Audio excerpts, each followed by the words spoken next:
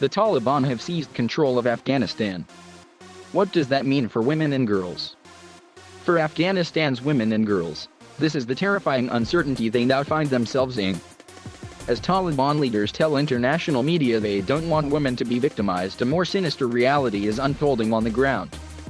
Girls are being forced into marriage, female bank workers marched from their jobs, and activists' homes raided in a clear message that the freedoms of the last 20 years are coming to an end.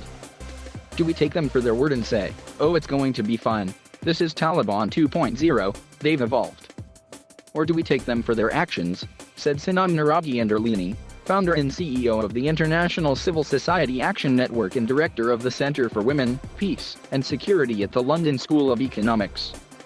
Anderlini, who spearheads ICAN's Women's Alliance for Security Leadership, said a huge concern was what will happen to the Taliban's apparently moderate tone once most of the international community has left Afghanistan. Once the diplomats leave, the journalists leave, the international NGOs leave, they are going to basically lock the doors. God knows what we'll see then, she said.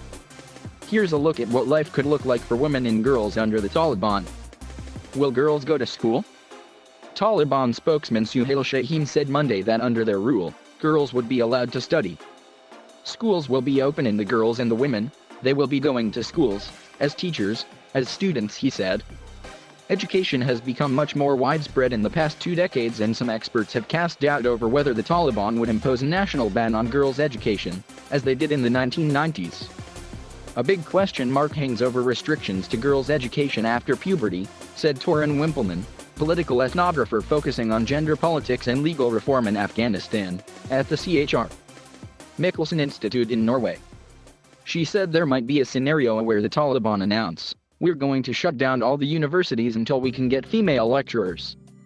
The result would be a kind of de facto exclusion of women from higher education, Wimpelmann explained.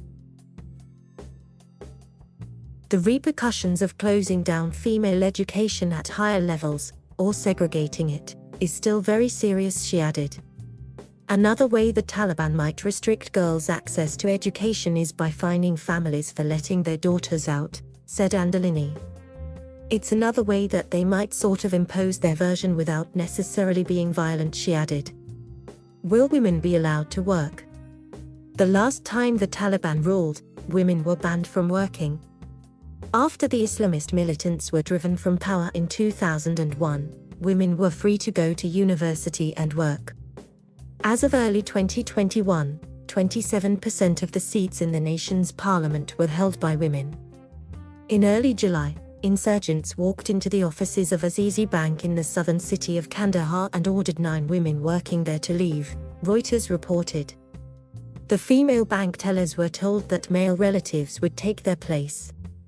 Now, with the Taliban taking control of the country, many women with careers worry they will be punished or even killed in retribution. They include Afghanistan's first female mayor, Zarifa Ghaffari. I'm sitting here waiting for them to come, the 27-year-old mayor of Maidan Shara told Britons in News last week. There is no one to help me or my family. I'm just sitting with them and my husband. And they will come for people like me and kill me. I can't leave my family. And anyway, where would I go, she said. Will female journalists appear on TV?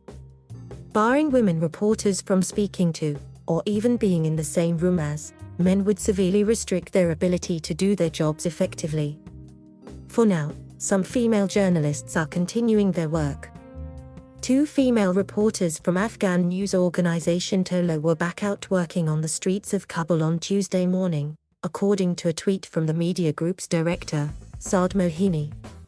We resumed our broadcast with female anchors today, said another tweet from TOLO's head of news, Maraka Popal, who shared a photo of a woman anchor on air.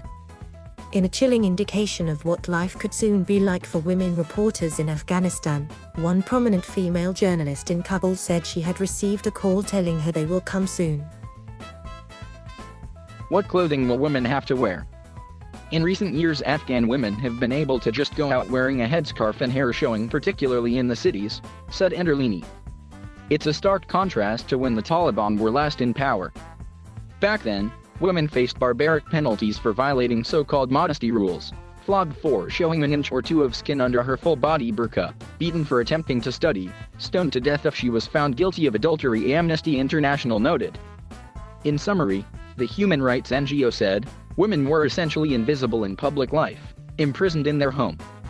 Kunduz is not a place to be at this moment. Nobody should be there, she said. I am connected with many of my former colleagues that are still stuck in Kunduz. Women are not leaving their homes. Everyone is staying put at home, she added. Those who had jobs are scared to go outside. Everyone is afraid of the likelihood that the Taliban will stop them outside or put their lives in some form of danger. It's still not clear just how extreme restrictions around coverings will be under the new Taliban leadership. The Taliban have said women can do this and that if they're covered in the hijab, said Anderlini. Now what do they mean by the hijab? Do they mean the burqa? Do they mean a sort of heavy covering like a chador? Or is there some freedom? Will women have freedom of movement? Even if the Taliban don't end up imposing such a policy on a national level, there's a lot of other ways that women's movement can be restricted, said Wimpleman. So it's very possible that these kind of prosecutions will now increase massively, Wimpleman added. And that could have a huge impact on women's ability to escape abuse. You can imagine scenarios where women are arrested for being alone with a male in a taxi, or in a restaurant, or in a private home, or traveling from one town to another on their own, she explained. Will women and girls be forced into marriages? There are already reports of militants taking little girls away from their families, or demanding that they hand over their daughters, said Anderlini. She added that these were prepubescent or adolescent girls, for basically forced marriage or rape. She explained that these incidents happened during the Taliban's recent takeovers of Badakhshan and Kandahar, as reported by international media and her organization's local partners. It's unclear where the orders, if any, are coming from. It could be that these incidents are happening by ragtag elements of the Taliban that aren't necessarily connected to the leadership, said Anderlini. She said the leadership could even be giving different messages to its fighters, while giving an official line to international journalists of "Oh no, we're going to respect women's rights." Meanwhile, on the ground, something else is happening, said Anderlini.